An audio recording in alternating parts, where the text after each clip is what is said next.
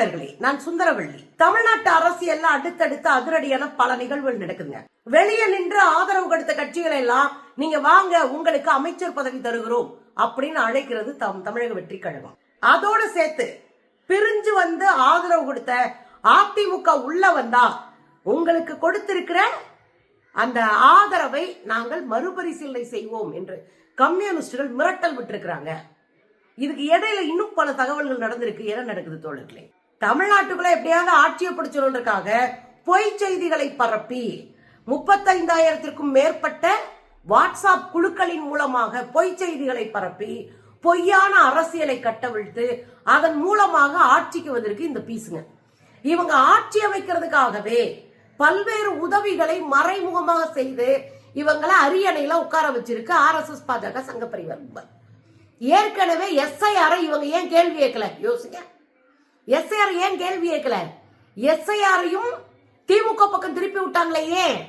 ஏன்னா SIR வச்சு திமுகவை காலி பண்ணி கூட்டணி வச்சு அதிமுகவை காலி பண்ணிட்டு தாவேகாவை உட்கார வச்சு காரியம் சாதிக்கலாம் என்பதுதான் பாஜகவினுடைய திட்டம். அதனாலதான் அவங்க என்ன பண்றாங்கன்னா பாஜகவை பேசுறதுக்கு தயங்குறாங்க. ஜனநாயகன் படம் ரிலீஸ் ஆகல, அதுக்கு இந்த கும்பல் கவலைப்படல. எனக்கு நானும் எதிர்த்து பேச கூட வக்கில்லாம இருந்தாங்க.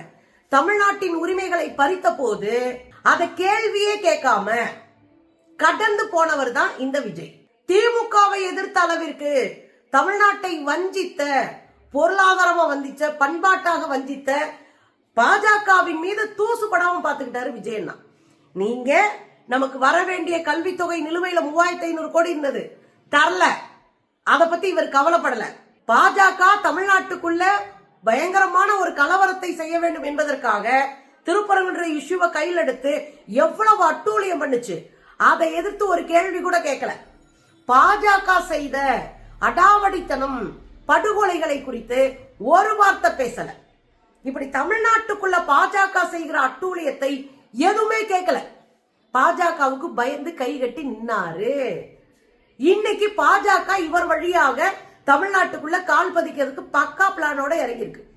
இந்த சூழ்நிலையில தான் இந்த நரித்தந்திரம் சொல்லுவாங்கல்ல, எல்லா யோக்கியத்தனத்தையும் சேர்த்து ஒரு ஐடியா பண்றது. அதத்தான் இப்போ தாவேகா பண்ணிருக்கு. திமுக கூட்டணியில இருந்து திமுக கூட்டணியோடு நின்று வென்ற MLA-க்கள் அவங்களுக்கு ஆதரவு கொடுத்திருக்காங்க, கட்சிகள் ஆதரவு கொடுத்திருக்காங்க. முதல்ல போய் விழுந்தது யாருன்னு உங்களுக்கு தெரியும். கம்யூனிஸ்டுகள், விடுதலை சிறுத்தைகள், அப்புறம் முஸ்லீம் லீக், இவங்க எல்லாருமே வெளியே நின்று ஆதரவு கொடுப்போம் அப்படின்னாங்க. நாங்கள் திமுக கூட்டணியில தான் இருக்கோம், நாங்க போராட்டங்களை திமுகவோடு சேர்ந்துதான் நடத்துவோம், ஆனா உங்களுக்கு ஆட்சி போகாம ஜனநாயகத்துக்குள்ள இடையில பின்கேட்ட உடைச்சுக்கிட்டு பாஜக உள்ள வந்துடாம பாத்துக்கிறதுக்காக வேணா நாங்க உங்களோட கூட்டணி இருக்கோம் அப்படின்னு தெளிவுபடுத்தி இருந்தாங்க. வெளியில் நின்று ஆதரவு, உங்க அரசாங்கத்துல பங்கெடுக்க மாட்டோம், உங்க அரசாங்கத்தோட நிக்க மாட்டோம், வெளியில இருந்து உங்களை ஆட்சி அமைக்கிறதுக்கு ஆதரவு தெரிவிக்கிறோம். இதுதான் இந்த கட்சிகளுடைய ஸ்டாண்டு. இப்ப என்ன கிளப்பி விடுறாங்கன்னா, இந்த ஆசையை கிளப்பி விடுறதுன்னு இருக்குல்ல, இவங்களே ஒரு தற்குறி கும்பல். அரசியல் குறித்த ஆனாவனா தெரியாது, கொள்கை தெளிவு இல்ல, திட்டமிடல் இல்ல, தமிழ்நாட்டின் உரிமைகளை எப்படி பாதுகாக்கணும்ன்ற புரிதல் இல்ல, பாஜக எப்படி தமிழ்நாட்டை வஞ்சிக்குது, அதுகிட்ட இருந்து தமிழ்நாட்டை எப்படி காப்பாற்றணும்ன்ற எந்த ஐடியாவும் இல்லாத ஒரு கும்பல். இப்ப இவங்க என்ன கேக்குறாங்கன்னா, நீங்க எல்லாம் உள்ள வந்துருங்க, உங்களை எல்லாம் அமைச்சர்கள் ஆக்கிறோம் அப்படின்னு கேக்குறாங்க. இது ஒரு தந்திர செயல். இந்த வடிவேலன் படத்துல வடா வடா வடான்னு கேள்வி பண்ணி அவங்கள கூப்பிட்டு போய் கிட்னி எடுத்து விடுவாங்களே, அந்த மாதிரி வேலைதான். ஏன் இதை இவ்வளவு சீரியஸா சொல்றேன்னா, இந்த தாவேகா ஒரு திட்டம் போடுது, தங்களை முற்போக்கு முகமாக காட்ட முயற்சி பண்ணுது. பாத்தீங்களா, திமுக கூட்டணி உடைஞ்சிருச்சு. இதானங்க பாஜக பிளான். அதிமுகவை அழிக்கணும், திமுகவை காலி பண்ணணும், அந்த கேப்ல இவங்களை எல்லாம் பிரிச்சு மொத்தமா ஒரு கட்சியாக்கி அதை வச்சு நம்ம காரியம் சாதிக்கணும். இது அவங்களுடைய பிளான். இந்த பிளானுக்கு இடைஞ்சலா இருக்கிறது கம்யூனிஸ்டுகள், VCK, இந்த முஸ்லீம் லீக் போன்ற பல கட்சிகள். இவங்க அவங்களுக்கு ஆதரவு தெரிவிக்கிறது இவங்களுக்கு எரிச்சலா இருக்கு. யாருக்கு? RSS பாஜக சங்க பரிவார் கும்பலுக்கு ஏதாவது ஒண்ணு செய்ய ட்ரை பண்றாங்க. ஆனா இவங்க நாங்க வெளியே நின்று உங்களுக்கு ஆதரவு தருவோம் அப்படின்னு சொல்லி ஆதரவு இருக்காங்க. இந்த நேரத்துலதான் இவங்களை வாங்க உள்ள வாங்க அமைச்சராக்குறோன்றாங்க. ஒண்ணு ஞாபகம் வைங்க, நீங்க அமைச்சர் பதவியில போய் உட்கார்ந்துட்டீங்கன்னா ஒண்ணுமே செய்ய முடியாது, ஒண்ணுமே பண்ண முடியாது. தாவேகா போடுகிற ஆட்டத்திற்கு தாளம் தான் போட முடியும். ஏன்னா நம்ம தான் பொறுப்புக்கு வந்துட்டோமே. நீங்க தாவேகா செய்கிற எல்லா தப்பும் உங்க மேல விழும், உங்க தலையை உருட்டுவானுங்க.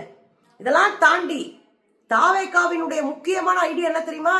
கம்யூனிஸ்ட்கள் எங்க கூட ஆட்சிக்கு வந்துட்டாங்க, முஸ்லீம் லீக் எங்க கூட ஆட்சிக்கு வந்துட்டாங்க, பிசிகா எங்களோட ஆட்சிக்கு வந்துட்டாங்க, நாங்க தான் மதச்சார்பற்ற முற்போக்கு. என்னவா?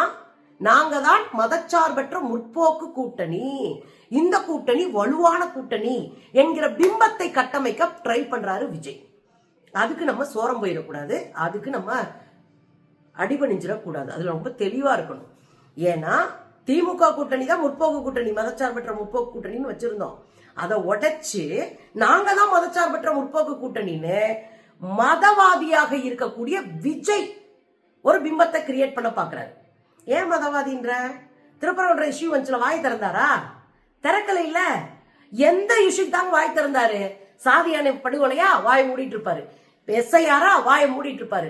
பாஜக நம்ம தமிழ்நாட்டுக்கு கொடுக்காத பணம் வரலையா? வாயை மூடிட்டு இருப்பாரு. அப்ப பாஜகவுக்கு பயந்துகிட்டு தொடர்நடிக்கு போயிருக்கிற விஜய் என்ன அரசியலை கிழிச்சிருவாரு? நம்ம எல்லாம் போய் அப்படியே மந்திரி சபையில போய் உட்காரணும். அது எவ்வளவு மோசமான ஐடியா. கூட்டணி ஆட்சியில் இருக்கக்கூடாதா? கூட்டாட்சி வேண்டாமா?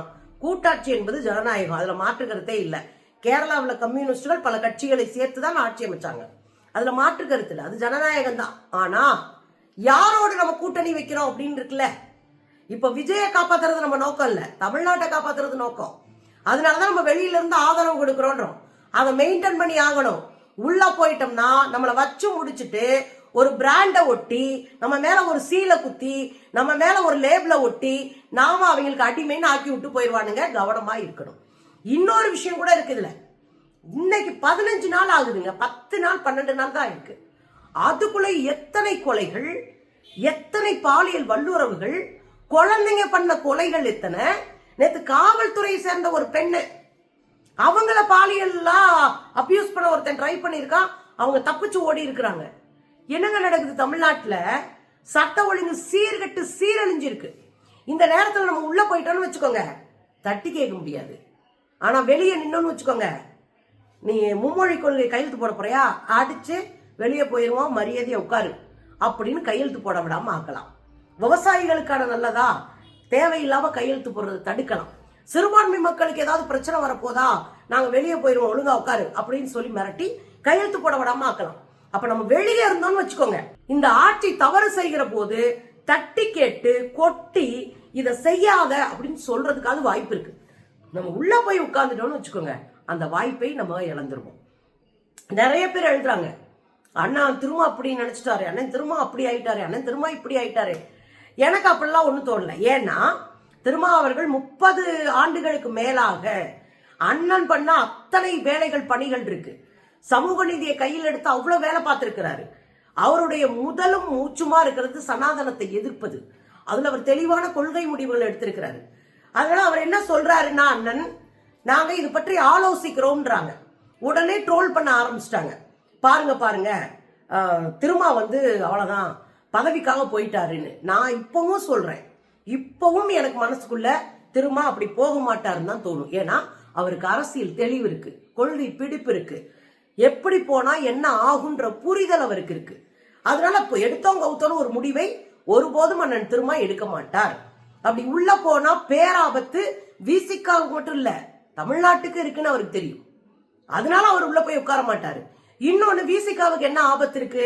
விசிகாவுக்கு ஒரு முகம் இருக்குங்க, முற்போக்கு முகம் இருக்கு. இந்த பட்டியலின சாதிகள் மட்டும்தான் உள்ள இருக்காங்கன்னு நீங்க சொல்லக்கூடாது. அங்க பிற்படுத்தப்பட்டவர்கள் இருக்கிறாங்க, தலித்துகள் இருக்காங்க, அவங்களோட சேர்ந்து பழங்குடிகள் இருக்கிறாங்க, சிறுபான்மை மக்கள் இருக்காங்க, பெண்கள் நிறைய இருக்கிறாங்க.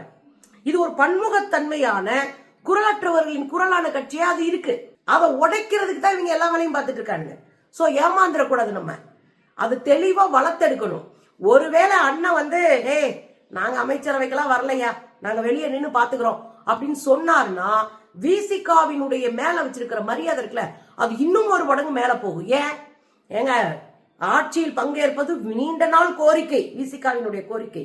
அப்படியான ஒரு வாய்ப்பு கிடைச்சோம், இது மாதிரி ஆட்கள் எல்லாம் வைக்க வேண்டிய இடத்துல வைப்பாங்க அப்படின்னு வச்சுட்டு தூக்கி எரிஞ்சிட்டு கொள்கைக்காக நின்றார் பார் திருமா என்று பேசுவார்கள். இதுதான் நமக்கு அவசியமானதா இருக்கு. இந்த கும்பல்கிட்ட, இந்த சில்லற கும்பல்கிட்ட, கார்பரேட் கிரிமினல்ஸ்ட நம்ம போய் சிக்கிக்க கூடாது. இது இல்லை சரியான தருணம் அப்படின்றத நம்ம புரிஞ்சுக்கணும். அதனால அண்ணா அதெல்லாம் செய்ய மாட்டாரு. அவருக்கு நல்ல அரசியல் அறிவு இருக்கு.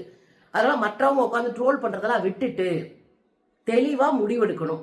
கம்யூனிஸ்டுகள் தெளிவா இருக்கிறாங்க, நாங்க வெளியில் நின்றுதான் நான் ஆதரவு கொடுப்போம் அப்படின்னு. அதே போல முஸ்லீம் லீக்கும் தெளிவா சொல்லிடுச்சு, நாங்க அதை பத்தி யோசிக்கவே இல்லைங்க, விடுங்க, நாங்க வெளியே நின்று ஆதரவு கொடுக்குறோம், திமுகவுடைய கூட்டணியெல்லாம் நாங்க இயங்குவோம், போராட்டங்களை நாங்க ஒன்னா நிப்போம்ன்றதுல அவங்களும் தெளிவா இருக்கிறாங்க. அப்ப அண்ணன் திருமா அவர்களும் தெளிவான முடிவை எடுப்பார்.